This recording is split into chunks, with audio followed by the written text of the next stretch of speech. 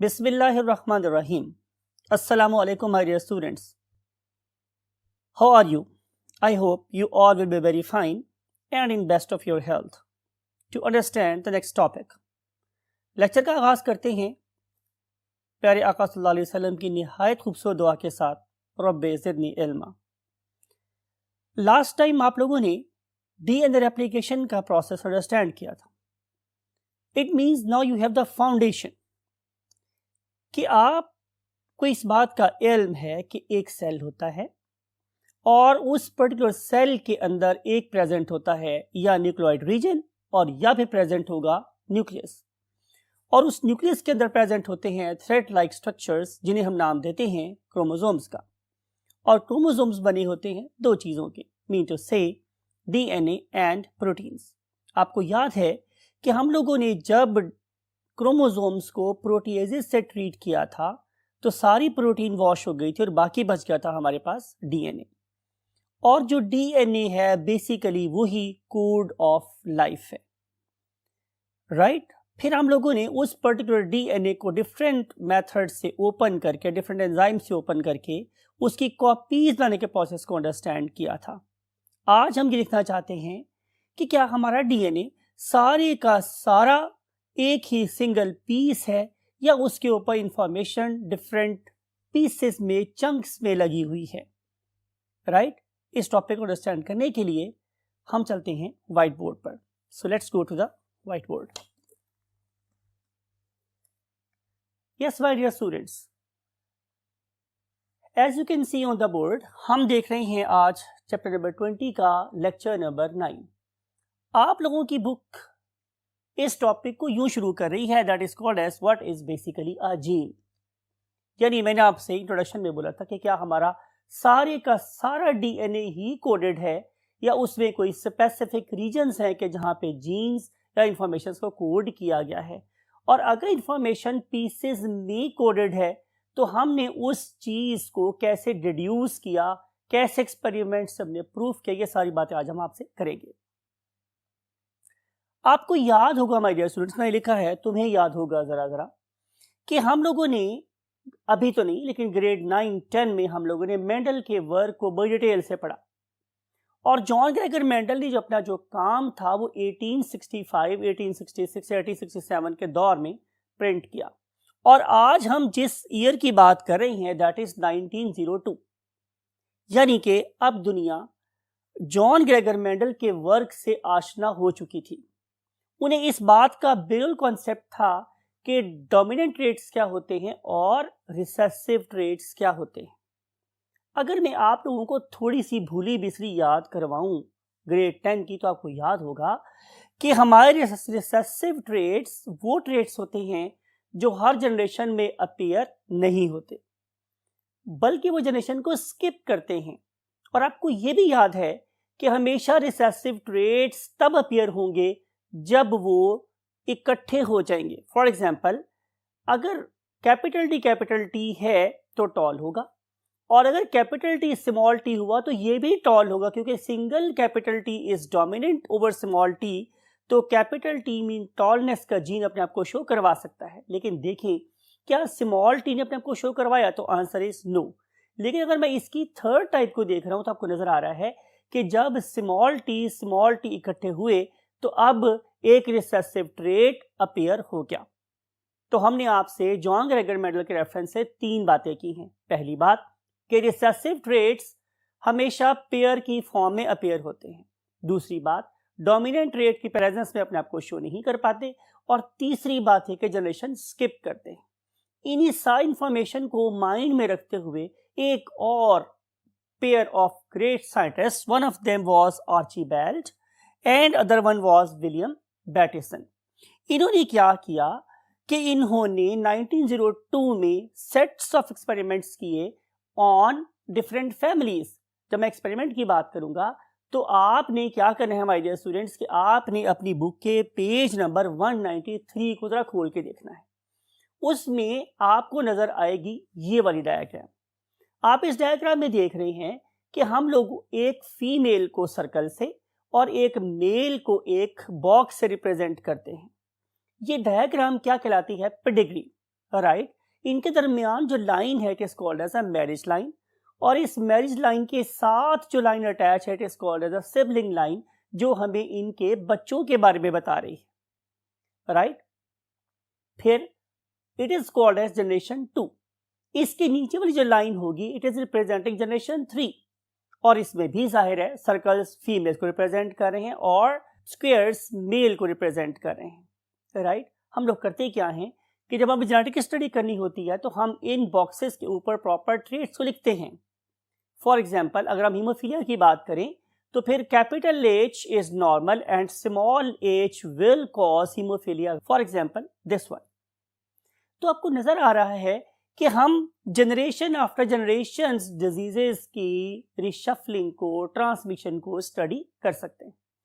ये वाला काम आर्चीबाल्ड गैरेट और विलियम बैटिसन ने भी किया, राइट।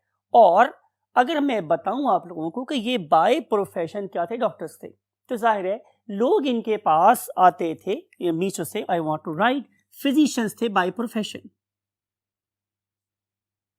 राइट। और लोग इनके पास आते थे डिफरेंट किस्म की बीमारियों के साथ, और जाहिर है बीइंग डॉक्टर वो उनसे फैमिली हिस्ट्री भी लेते थे, और इस तरीके से उनके पास डाटा इकट्ठा होता चल जाता था। कि फॉर एग्जांपल मेरे पास कोई पेशेंट आए तो मैं उससे पूछूंगा कि ये बीमारी मिसाल के तौर पे आपके फादर में थी या नहीं थी, आपके दादा में थी या नहीं थी, या आपके नाना में थी या नहीं थी। तो इस तरीके से हम इंफॉर्मेशन को गैदर कर सकते हैं।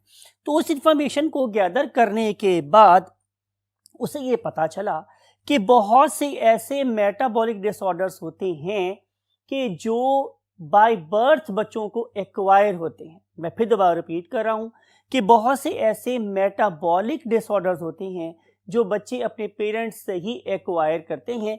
इस सारी डिडक्शन के बाद हम लोगों ने लिखा कि हम आर्चीबाल्ड गैरेट और विलियम बैटिसन को क्या कहते हैं, फादर ऑफ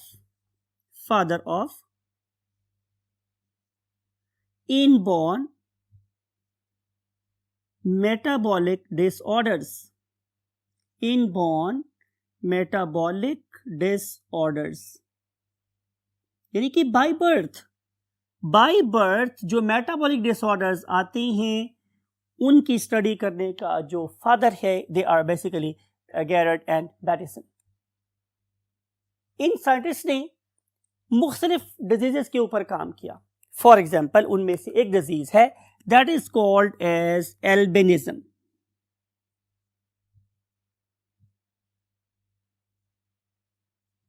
राइट। एल्बिनिज्म का मतलब ये होता है कि किस तरीके से जो बीमारी है वो जनरेशन आफ्टर जनरेशन ट्रांसफर होती है एक डिसऑर्डर की, that lack definitely production of pigments in the body. यानी कि अगर आप अपनी बॉडी को देखें तो आपकी बॉडी का, आपकी स्किन का एक खास कलर है। It is not very very white like Sheamus. अगर आप इसको देख रहे हैं, शेमस एक बड़ा फेमस WWF रेसलर है, तो उसकी बॉडी एक्स्ट्राऑर्डिनरी वाइट है बिकॉज कि उसकी बॉडी के अंदर किसी किस्म का कोई पिगमेंट नहीं बन रहा। तो एल्बिनिज्म भी एक ऐसा डिसऑर्डर होता है जिसके अंदर ऑर्गेनिज्म की बॉडी के अंदर कोई भी कलर नहीं बनता, यहाँ तक कि इन पर्सन्स की जो आयरिस होती है उस पर भी किसी किस्म का पिगमेंट नजर नहीं आता। तो दैट वे डिसऑर्डर जिसके अंदर पिगमेंट नहीं बन रहा होता बाय बर्थ बच्चों में, that is called as albinism, ठीक है। फिर इसके अलावा इन साइंटिस्ट ने ये बताया कि बेसिकली यूरिक एसिड की कॉन्सेंट्रेशन हाई हो जाती है उन लोगों में जो शिकार होते हैं एक बीमारी का, that is called as the gout. अब गाउट क्या होता है? ये छोटे जोड़ों की इन्फ्लेमेशन होती है। Look at this very image. यहाँ पे हमने आप लोगों के लिए डिफरेंट गाउट्स की पिक्चर लगाई, राइट। तो why this inflammation is taking place? Due to very high concentration of uric acid in the body.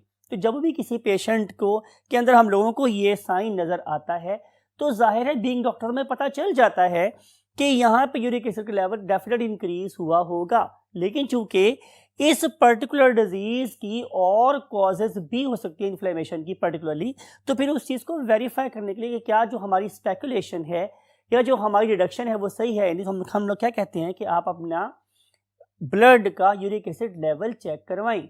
तो as per our expectation usually वो हाई ही होता है, राइट।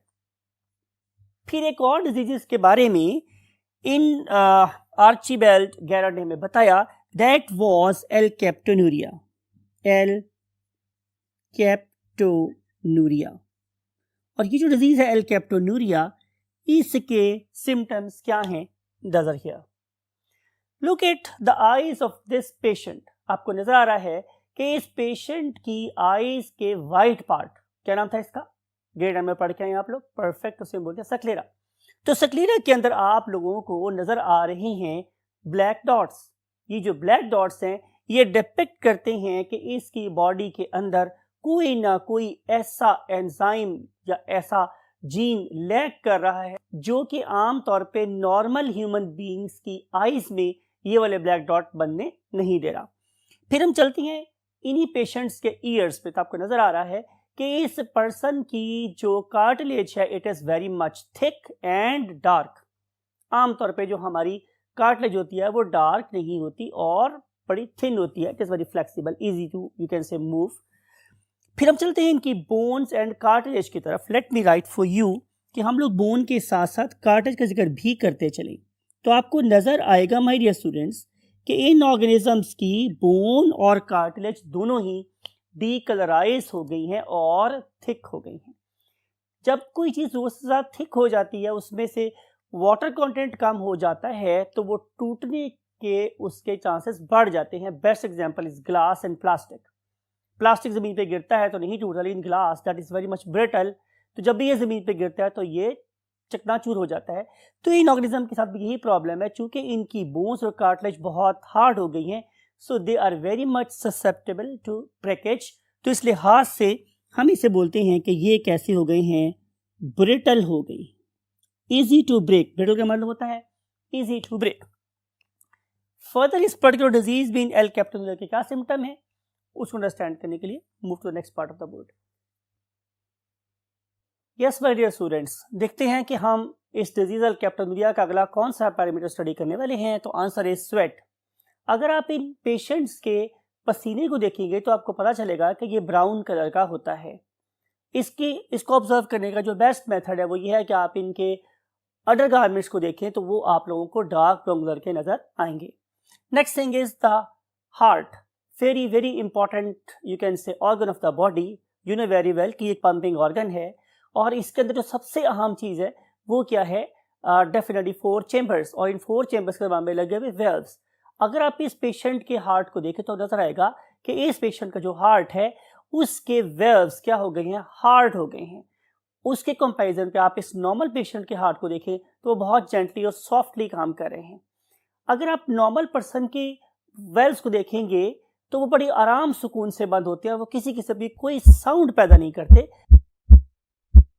लेकिन अगर आप इन ऑर्गेनिज्म के हार्ट को देखेंगे who are suffering from disease alkaptonuria, तो आपको नजर आएगा कि इनके जो वेल्व्स हैं they are very much hard, और जब वो क्लोज होते हैं तो वो नॉर्मल लब डब के अलावा भी साउंड प्रोड्यूस करते हैं, जिन्हें हम लोग कार्डियक मरमर का नाम देते हैं। इसके अलावा माय डियर स्टूडेंट्स, अगर किसी पर्सन के वेल्व हार्ड होंगे तो वो खुलने में और बंद होने में देर लगाएंगे, जिसकी वजह से हमारे हार्ट को नॉर्मल से ज्यादा काम करना पड़ता है, जिसकी वजह से डिजीज कहलाती है कार्डियोमेगैली। तो इन एल कैप्टोनूरिया डिजीज के पेशेंट्स के हार्ट कार्डियोमेगैली का शिकार होते हैं due to stenosis of the heart valves. Plus इसके अलावा माय डियर स्टूडेंट्स एक और डिजीज जो इन लोगों को होती है that is called as disease of the blood vessels. और अगर आप देखें तो आपको पता चलेगा कि इनकी ब्लड वेसल्स की जो वॉल्स हैं वो भी क्या हो जाती हैं? हार्ड हो जाती हैं। और आपको पता है कि ये डिजीज कहलाती है हमारे पासवर्ड एथेरोस्क्लेरोसिस, और एथेरोस्क्लेरोसिस की वजह से आम तौर पे डिजीज हो जाती है क्या? हाई ब्लड प्रेशर, और सिंपली हम इसे हाइपरटेंशन का नाम भी देते हैं। अगला जो एट्रीब्यूट वो है यूरिन एंड एज। याद रखने वाली बात यह है कि ये वाला एट्रीब्यूट आपकी बुक में भी गिवन है, लिहाजा इस एट्रीब्यूट को आपने खास तौर पे बहुत तवज्जो से सुनना है और अपने जहन का और अपने आंसर स्क्रिप्ट का हिस्सा जरूर बनाना है। वो क्या है माय डियर स्टूडेंट्स कि अगर आप इनके यूरिन को देखें तो यूरिन हो जाता है इनका ब्लैक, और आमतौर पे ये प्रॉब्लम स्टार्ट होती है 20s और 30s में, राइट माय डियर स्टूडेंट्स। तो 20s में और 30s में आमतौर पर डिजीज स्टार्ट होती है। इसका मतलब है कि टीन एज में इसके सिम्टम अपीयर यूजुअली नहीं होते और उसके बाद या उससे करीब कहीं करके ये स्टार्ट हो जाती। इसका जो सबसे अहम सिम्टम है वो है my dear students black urine, right. तो इस पर्टिकुलर ब्लैक यूरिन की गिद मैंने बॉक्स भी लगा दिया है और इसके ऊपर मैंने स्टार भी लगा दिया ताकि पता चले कि कितनी कोई इंपॉर्टेंट सी बात है। इस पर्टिकुलर ब्लैक यूरिन के पीछे जो कॉज है, अंडरलाइंग मैकेनिज्म है, वो है lack of an enzyme. Lack of an enzyme. Can anybody guess कि इसका नेम क्या होना चाहिए? तो इसका नेम है my dear students HGD। H stands for homogentasic acid and D stands for dioxygenase। तो पूरा नाम लिखेंगे अगर हम लोग तो वो क्या बनेगा? homogentasic acid, homogentasic acid, dioxygenase, dioxygenase, right.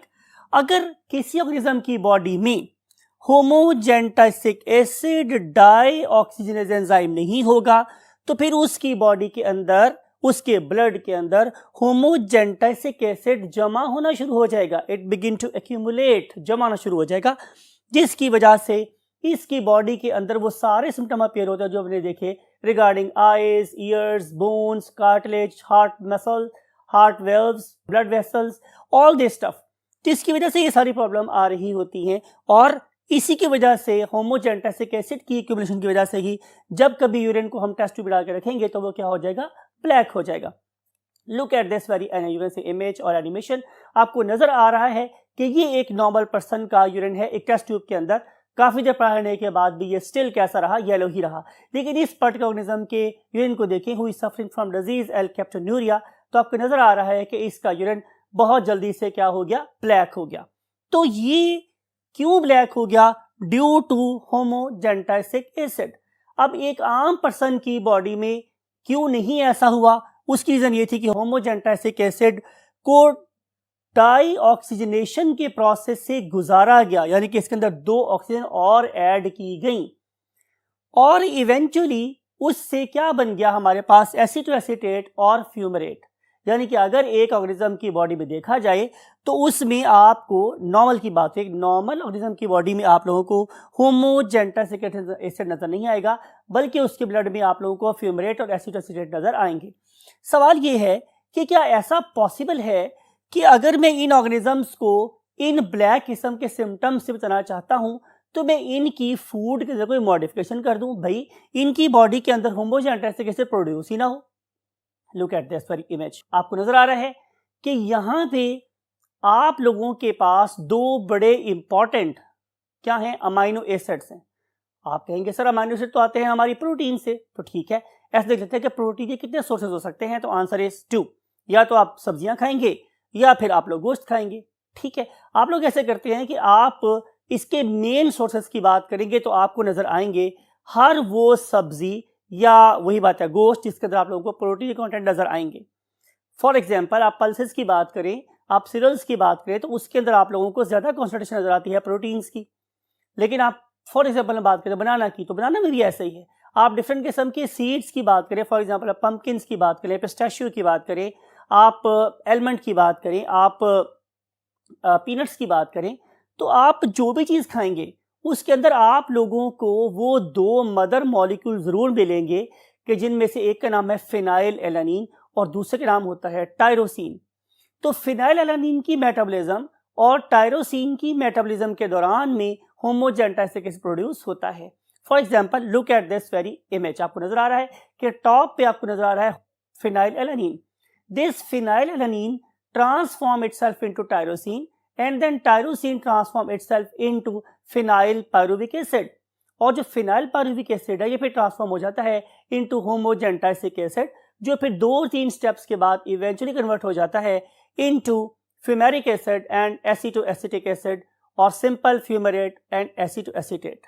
Right, सवाल ये है कि आप जौन सी भी चीज़ खाएंगे, मैं कई दफ़ा डिस्कस करता हूँ कि अगर हम सूरह रहमान को देखें तो उसमें इरशाद हुआ कि फबैय अलाई रब्बिकुमा तुकज़िबान, यानी कि और तुम दोनों मीन जिन और इंस हमारी कौन कौन सी निमत को झुटलाओगे या उसका इनकार करोगे। तो सवाल ये हमारे स्टूडेंट्स, मैं सोचता था कि कुरान शरीफ में इस पर्टिकुलर आयत को कितनी दफ़ा एक ही सूरत में रिपीट किया गया है। तो मैं ये समझता हूँ इतना कुछ पढ़ने के बाद कि अगर ये पूरी सूरत सिर्फ इसी लफ्ज़ पे, इसी आयत पे लिखी जाती, या शायद पूरा कुरान ही लिखा जाता, तो तब भी उन नेमतों का शुक्र अदा ना होता जो हमें हमारी बॉडी के अंदर मिल रहा है। तो बात हो रही है हमारे स्टूडेंट्स कि आप जौन से भी प्रोटीन खाएंगे उसके अंदर आप लोगों को फिनाइलएलानिन और टायरोसिन तो मिलेगा ही, और मिलना ज़रूरी भी बहुत है। क्यों?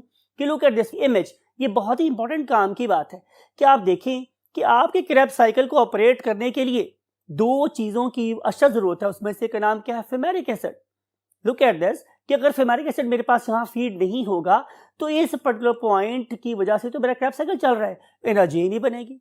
फिर आप देखें कि इस पर्टिकुलर क्रैब साइकिल का मदर मॉलिक्यूल, जिसे हम लोग क्या बोलते हैं, पायरुविक एसिड, उसको ऑपरेट करवाने के लिए भी look at the top right corner, आपको नजर आ रहा है यहाँ पे एसिटोएसिटेट चाहिए है।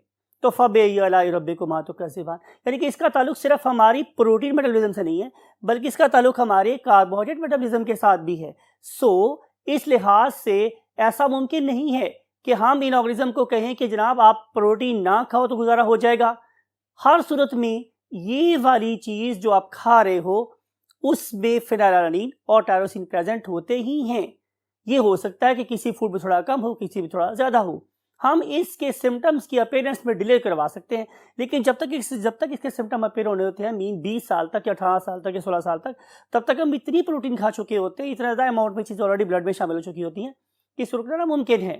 तो दुआ करनी चाहिए कि अल्लाह ताला हम लोगों को एब्सोल्यूट इस्तेताअत फरमाए। राइट। सो बात ये हो रही थी कि किस तरीके से होमोजेंटासिक एसिड हमारे ब्लड में एक्यूमुलेट होता है। उसकी रीजन है absence of this very enzyme that is called as homogentisic acid dioxygenase. अब इस पर्टिकुलर एंजाइम की एब्सेंस को देखते हुए what was the speculation of Archibald and Garrett.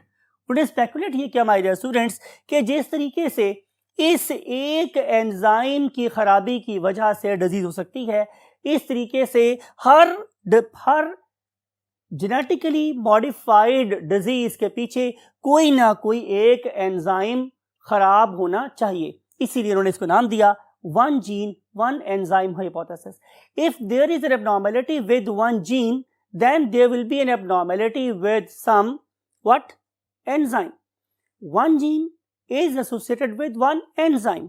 If gene is abnormal, enzyme is abnormal, and if enzyme is abnormal, then definitely there will be a disorder that will pass on to generation after generation. आपको याद होगा मैंने शुरू में बताया था कि ये जो दो साइंटिस्ट थे ये बेसिकली प्रोफेशनली फिजिशियंस थे जो फैमिलीज की हिस्ट्रीज लेते थे, तो इससे उन्होंने रिड्यूस किया। It was their basically speculation. आपको ये बात पता है हमारे स्टूडेंट्स। अब now you know this thing कि हम इस पर्टिकुलर थ्योरी को यूं समझते हैं that is called as what central dogma, कि हमारे पास सबसे पहले क्या होता है, हमारे पास डीएनए होता है, और हम लोग उस पर्टिकुलर डीएनए से क्या बनाते हैं, हम लोग बनाते हैं डेफिनेटली मैसेंजर आरएनए, और फिर उस मैसेंजर आरएनए से हम भेज देते हैं किसके पास, राइबोसोम के पास, और राइबोसोम क्या करता है, हमें बना कर दे देता है व्हाट प्रोटीन्स। और you know all enzymes are proteins. इसका मतलब ये होगा कि अगर खराबी या म्यूटेशन डीएनए पर है तो मैसेंजर आरएनए खराब होगा। फर्स्ट कर लेते हैं डीएनए ठीक है, प्रॉब्लम ट्रांसक्रिप्शन के लेवल पर आई तो फिर राइबोसोम के पास आगे आने वाली प्रोटीन भी खराब होगी।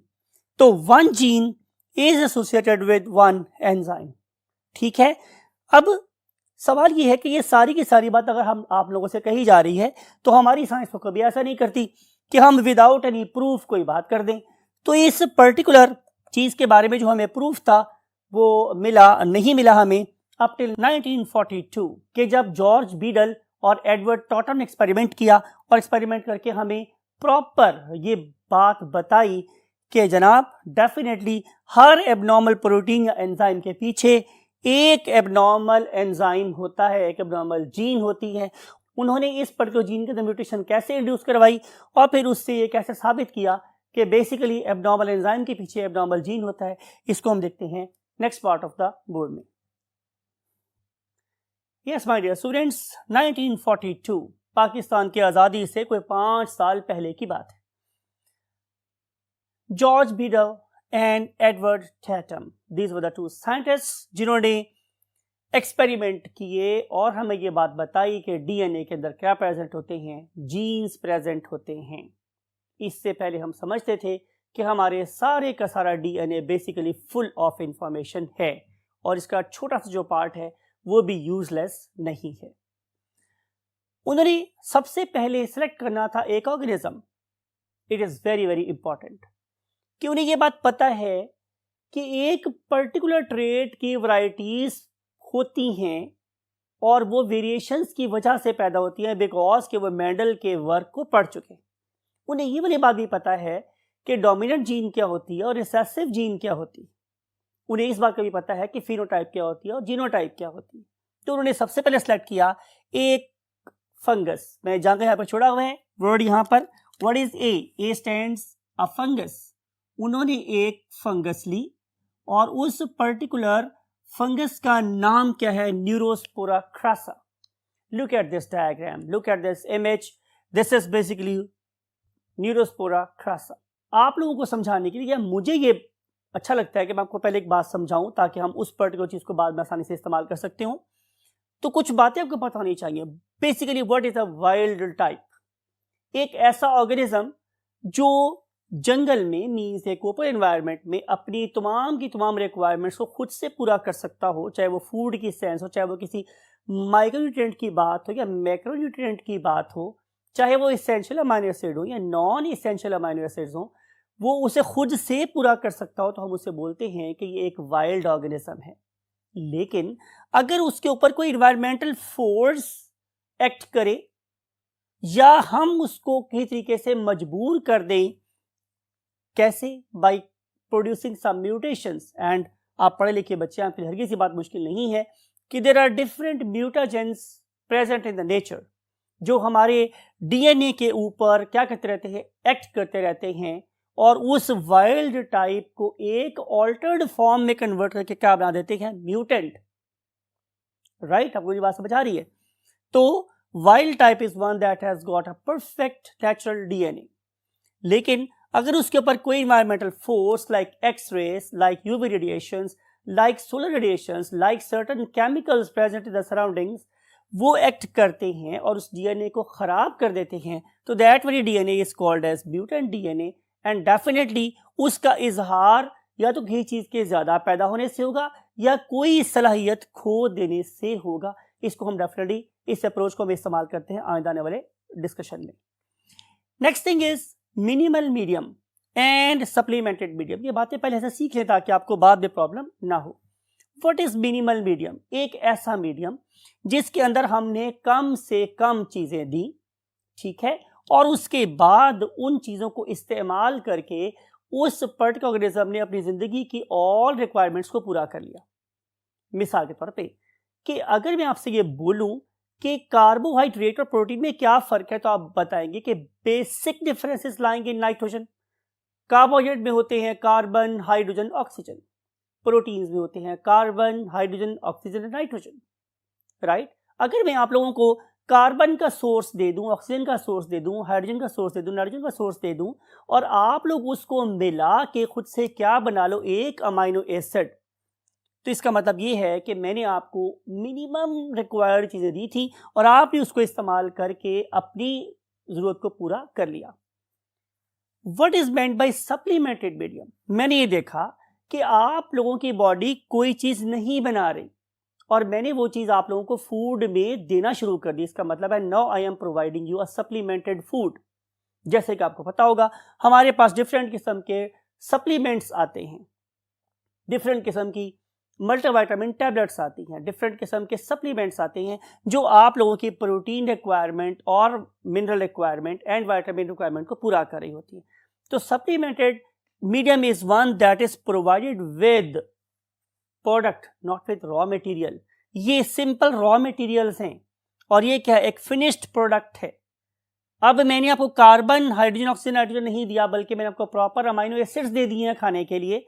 तो इसका मतलब यह है कि मैंने आपकी फूड को अमाइनो एसिड सप्लीमेंट कर दिया है।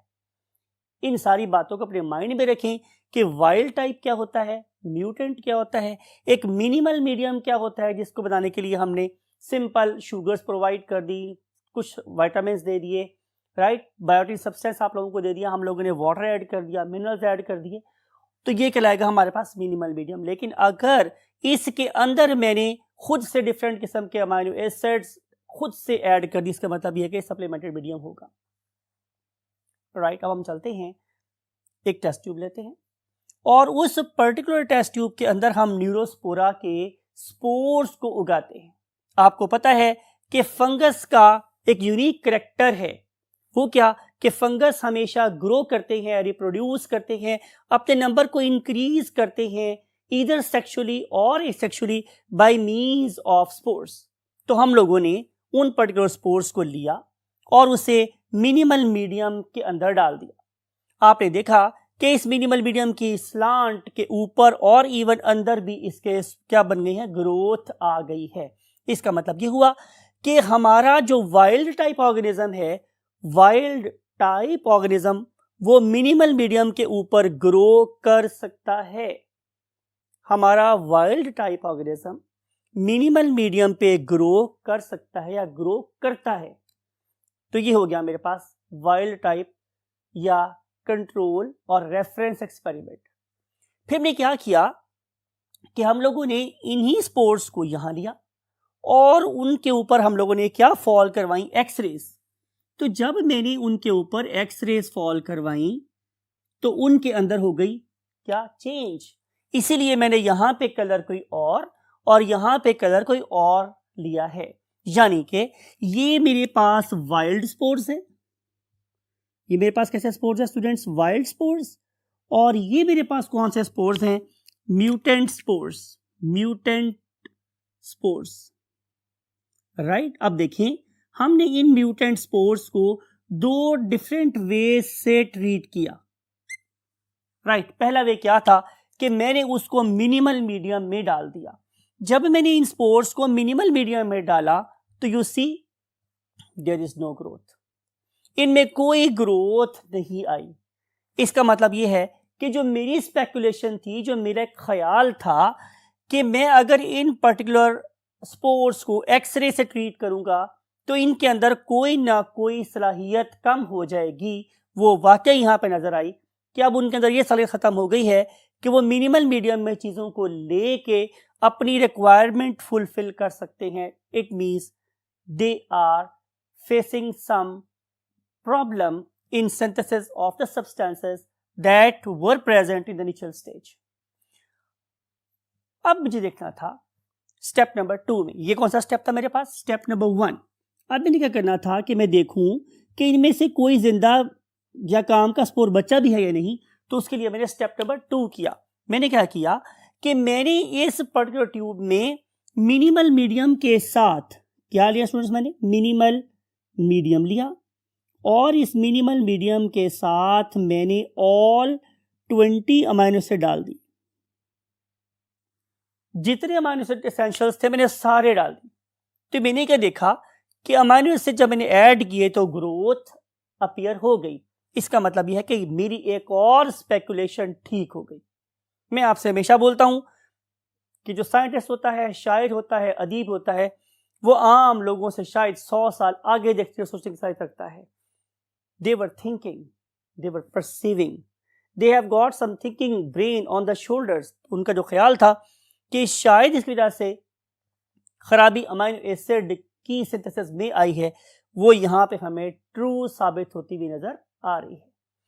तो अमाइनो एसिड के डालने से ग्रोथ आने का मतलब ये है कि now this wild type organism after facing X rays is transformed into mutant spores. Wild type organisms can grow on minimal medium, but due to damage in the DNA or the genes, now they can only be grown on the supplemented medium and they were supplemented with 20 amino acid. इस मौके पे मुझे मुनीर अहमद नियाज़ी का खूबसूरत शेर याद आ रहा है। एक और दरिया का सामना था मुनीर मुझको, मैं एक दरिया के पार उतरा तो मैंने देखा। अब हमने एक मसला हल कर लिया तो हमारे आगे एक और मसला खड़ा हो गया है। मसला मेरे स्टूडेंट्स ये था कि इन 20 अमाइनो एसिड में से आखिर किस अमाइनो एसिड को सिंथेसाइज करने की एबिलिटी लूज हुई है। आपको मेरी बात समझ आ रही है कि जब इस पर्टिकुलर डीएनए को एक्सरे ने डैमेज किया तो उसकी वजह से इस पर्टिकुलर न्यूरोस्पोरा के अंदर कौन से अमाइनो एसिड को सिंथेसाइज ना करने की प्रॉब्लम डेवलप हुई है। तो इसको अंडरस्टैंड करने के लिए, इसको इवेलुएट करने के लिए, इसको सॉर्ट आउट करने के लिए, let's move to the last part of the board. Look at this my dear students.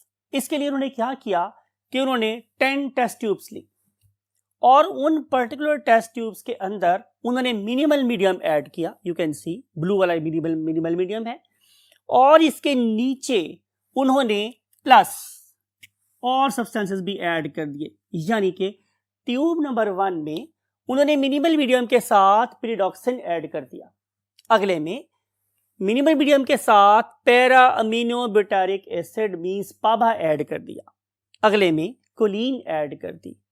Remember with minimal medium. फिर उन्हें इन ऑसिटोल ऐड किया, न्यूक्लिक एसिड ऐड किए, फॉलिक एसिड ऐड किया, आर्जिनिन ऐड किया, niacin add किया, and then riboflavins add किया, and final thiamine add किया। और इन सब के साथ हमारे पास याद रखिए हमारी बात है कंट्रोल प्रेजेंट है जो मिनिमल मीडिया ही होता है।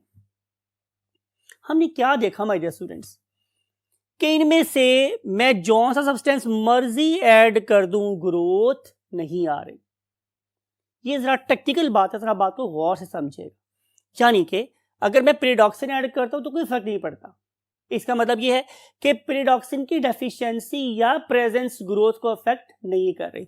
सिमिलरली पाबा की एफिशिएंसी, प्रेजेंस और डेफिशिएंसी ग्रोथ पे अफेक्ट नहीं हो रही। लेकिन आप जरा गौर से इस आर्जिनिन को देखें। जब अपनी इस आर्जिनिन को देखा तो पता चला कि डेफिनेटली आर्जिनिन के डालने से मुझे फर्क पड़ रहा है।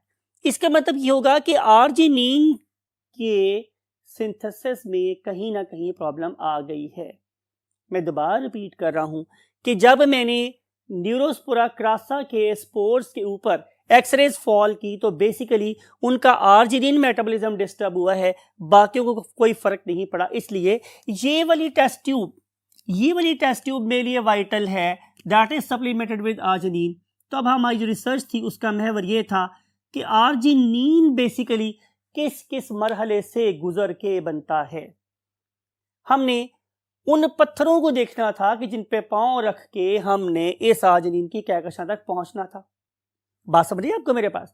तो हमारा ताल्लुक, हमारा फोकस अब सिर्फ आर्जिनिन मेटाबॉलिज्म के साथ है। राइट, तो आइए देखते हैं कि हमारी फाइनल डेस्टिनेशन क्या है। मैंने प्रॉपर एक मूवी के नाम भी लिखा है, आप देखिए, शायद आपने मूवी देखी होगी, फाइनल डेस्टिनेशन। हमारी फाइनल डेस्टिनेशन ये है कि हम देखें कि आर्जिनिन किस किस मरहले से गुजर के बनता है और उसके अंदर कौन कौन से एंजाइम्स इन्वॉल्व होते हैं। बिकॉज कि आपको याद है कि आर्ची बैरल्ड और बैटिसन ने और उसके बाद लेडरबर्ग एंड टैटम ने जिस फाउंडेशन के ऊपर काम किया है वो यही है कि हमारे पास कोई ना कोई एंजाइम खराब हो रहा है। तो आर्जिनिन बनाने में, आर्जिनिन के अल्टीमेटली बनने में कौन कौन से एंजाइम शामिल होते हैं, उसके लिए definitely we have to carry out different experiments. Experiment करने के लिए तो जाहिर हमें फर्दर बहुत कुछ देखना था, लेकिन हमने कंक्लूड क्या किया। फाइनली आपकी बुक यहाँ पे बात छोड़ती है कि प्रॉब्लम आर्जिनिन के साथ थी और after research of many years हमें क्या पता चला कि बेसिकली यहाँ पे एक पर्टिकुलर क्लस्टर है जो एक क्रोमोसोम के ऊपर लोकेट करता है, और उस पर्टिकुलर क्लस्टर के अंदर फर्दर क्या है, छोटे छोटे क्लस्टर्स है जहां पे कि एक स्पेसिफिक एंजाइम का क्या प्रेजेंट है, कोड। फॉर एग्जांपल आप लोग इस कंक्लूसिव डायग्राम को देखें। ये मेरे पास एक क्रोमोसोम है और इस क्रोमोसोम के ऊपर देयर आर डिफरेंट क्लस्टर्स, और इन क्लस्टर्स के अंदर फर्दर सब क्लस्टर्स हो सकते हैं कि जो एक खास किस्म के जीन को कोड कर रहे हैं। फॉर एग्जांपल जीन का क्लस्टर 1, ये कौन सा जीन है, आर्जिनिन जीन है। उस क्लस्टर 1 RGE है, इस क्लस्टर 2 RGF कहलाता है, क्लस्टर 3 RGG कहलाता है और क्लस्टर 4 RGB कहलाता है। तो there are different clusters, those are lying on the same chromosome. अब हर एक क्लस्टर के अंदर जो प्रेजेंट जीन है, it is going to carry out synthesis of a specific enzyme. For example arginine E is basically going to make an enzyme that is going to catalyze a reaction between glutamate and ornithine. इसका मतलब ये होगा कि अगर arginine ई सही काम कर रहा है तो फिर ग्लूटामेट इस एंजाइम के साथ मिलके ऑर्निथीन में कन्वर्ट हो जाएगा। अगर मैं इस स्टेप को वेरीफाई करना चाहता हूं तो मुझे दो चीजों को टेस्ट करना पड़ेगा, ग्लूटामेट की प्रेजेंस को और ऑर्निथीन की प्रेजेंस को। अगर ये भी प्रेजेंट है और ये भी प्रेजेंट है, इसका मतलब यह है कि आर्जिनिन ई जीन अपना काम कर रहा है। फॉर एग्जाम्पल कि अगर ग्लूटामेट तो प्रेजेंट है लेकिन ऑर्निथीन प्रेजेंट नहीं है, तो इसका क्या मतलब होगा कि जाहिर है ये वाला एंजाइम खराब हो गया है। आपको समझिए हम किस तरह से चीज को इवेलुएट कर रहे होते हैं। अगर मेरे पास ग्लूटामेट भी बन रहा है और ऑर्निथीन भी बन रहा है, इसका मतलब यह है कि आर्जिनिन ई बिल्कुल परफेक्ट है, उसके अंदर कोई म्यूटेशन नहीं आई। सिमिलरली आर्जिनिन एफ एक और एंजाइम बनवाता है and that very enzyme is going to catalyze a reaction between ornithine and citrulline. So presence of arginine F reflects conversion of ornithine into citrulline. So presence of ornithine and citrulline reflects normal working of arginine F gene. ठीक है, and go ahead. यानी कि अगर हम arginine succinate को देख रही हैं कि वो बन रहा है, इसका मतलब यह है कि आर्जिनिन जी जीन बिल्कुल सही काम कर रहा है। और अगर मेरे पास आर्जिनिन भी बन रहा है तो इसका मतलब है आरजीबी जीन भी सही काम कर रहा है। तो इनमें से इस पर्टिकुलर मेटाबॉलिक पाथवे में, यानी कि ग्लूटामेट का ऑर्निथीन में कन्वर्ट होना, ऑर्निथीन का सिट्रुलिन में कन्वर्ट होना, सिट्रुलिन का आर्जिनिन सक्सिनेट में कन्वर्ट हो जाना और फिर उसके फाइनली आर्जिनिन का बन जाना, रिफ्लेक्ट करता है कि यहाँ पे सारे के सारे आर्जिनिन के जीन्स बिल्कुल सही काम कर रहे हैं और उसकी जो एंजाइम है वो भी बिल्कुल सही बन रहे हैं। लेकिन अगर किसी भी मौके पे चेन ब्रेक हो जाती है, इसका मतलब है उसका पीछे वाला एंजाइम म्यूटेट हो गया है। तो इस तरीके से हम इस कंक्लूजन पर पहुंचे कि डिफरेंट किस्म के बायोकेमिकल रिएक्शंस वो हमेशा सिर्फ और सिर्फ एक सूरत पे काम कर सकते हैं कि जब उनके एंजाइम बिल्कुल सही काम कर रहे हों। और अगर एंजाइम सही काम कर रहे हैं तो मेटाबॉलिज्म चलता ही रहता है, कभी नहीं रुकता। लेकिन जो कंक्लूजन है वो ये है कि डीएनए एक कॉन्टिन्यूअस लैडर तो है, लेकिन उसके सारे के सारे पार्ट्स एक्टिव नहीं हैं। उसके कुछ पार्ट्स जीन्स के लिए एक्टिव हैं और कुछ पार्ट्स जिनके लिए एक्टिव नहीं है। ऐसा भी हो सकता है कि अगर हम इंट्रॉन और एक्सॉन के कंसेप्ट को कभी यहाँ पे इंक्लूड कर सके तो जो पार्ट एक वक्त में डीएनए का पार्ट रहेगा, जो सप्लाइज आउट नहीं होगा, वो एक्टिव होगा, और जो पार्ट दूसरे टाइम पे एक्टिव होगा वो डेफिनेटली दूसरी किसी पॉलीपेप्टाइड को बनाने में काम इस्तेमाल हो सकता है। इसका मतलब ये होगा कि एक पर्टिकुलर जीन के अंदर भी हम डिफरेंट किस्म की पॉलीपेप्टाइड्स बना सकते हैं by the action of spliceosomes. For example अगर आप अपनी हीमोग्लोबिन की बात करें तो आपको पता है कि हमारी हीमोग्लोबिन में 4 पॉलीपेप्टाइड है, लेकिन उनका एक ही जीन है। उस पर्टिकुलर जीन के अंदर हमारे पास 4 डिफरेंट पॉलीपेप्टाइड्स सप्लाइसियोसोम की एक्टिविटी से ही जनरेट होते हैं। तो चूंकि अब हम लेवल को, रिसर्च को बढ़ा चुके थे, किस लेवल पे आके, एंजाइम के लेवल पर नहीं बल्कि पॉलीपेप्टाइड के लेवल पे, तो हम लोगों ने 1 जीन 1 एंजाइम हाइपोथेसिस को एलिवेट कर दिया एक और नाम के साथ, that is called as 1 gene 1 polypeptide hypothesis. तो जब तक आप लोगों के पॉलीपेप्टाइड सही बन रहे हैं आपका एंजाइम बिल्कुल सही बनेगा, लेकिन अगर पॉलीपेप्टाइड ही खराब हो गया तो एंजाइम भी खराब होगा। और अगर आपके एंजाइम बिल्कुल सही काम कर रहे हैं तो आपका कार्बोहाइड्रेट मेटाबॉलिज्म, आपकी प्रोटीन मेटाबॉलिज्म, आपकी लिपिड मेटाबॉलिज्म ये बिल्कुल सही होगी। वी आर बायोकेमिकल ऑर्गेनिजम्स, तो हमारी बायोकेमिस्ट्री अगर सही काम कर रही है तो मेरी सारी ऑर्गेनिक केमिस्ट्री मीन्स मेरे सेल, मेरी सेल मेम्ब्रेन, मेरी वेल्व्स, मेरी kidneys, everything will be okay, right. तो मैं पूरे का पूरा बिल्कुल सही फंक्शन करने में कामयाब हूँगा अगर मेरा डीएनए सही काम कर रहा है, अगर मेरे जीन्स सही काम कर रहे हैं। अगर मेरे किसी जीन में एब्नॉर्मैलिटी आएगी तो डेफिनेटली मेरी बॉडी उससे कोरेस्पॉन्डिंग कोई काम करने में कामयाब नहीं होगी। This is what we want to conclude from this particular topic. I hope कि इन सारी बातों को लॉजिकल ग्राउंड पर अंडरस्टैंड करने के बाद आपको पता चल चुका होगा कि हमारा डीएनए बेसिकली छोटे छोटे पीसेस ऑफ इंफॉर्मेशंस पे कंसिस्ट करता है, and that very small piece is called as gene. So many genes contribute to make you a human being. तो फ़बिअय्यि आलाइ रब्बिकुमा तुकज़्ज़िबान, सबसे बड़ा उसका एहसान हम पे यही है कि उसने हमें एक अपनी अहसन तकवीम चीज़ बनाया है, यानी कि इंसान बनाया है। अल्लाह ताला आप लोगों को अहसन तकवीम के दर्जे पे कायम रहने की सलाहियत अता फरमाए, और अपने पेरेंट्स का बहुत ख्याल रखिएगा, और जब कभी दुआ कीजिए तो हमारे लिए भी ज़रूर दुआ कीजिएगा। आई वॉन्ट टू से यू अल्लाह हाफ़िज़।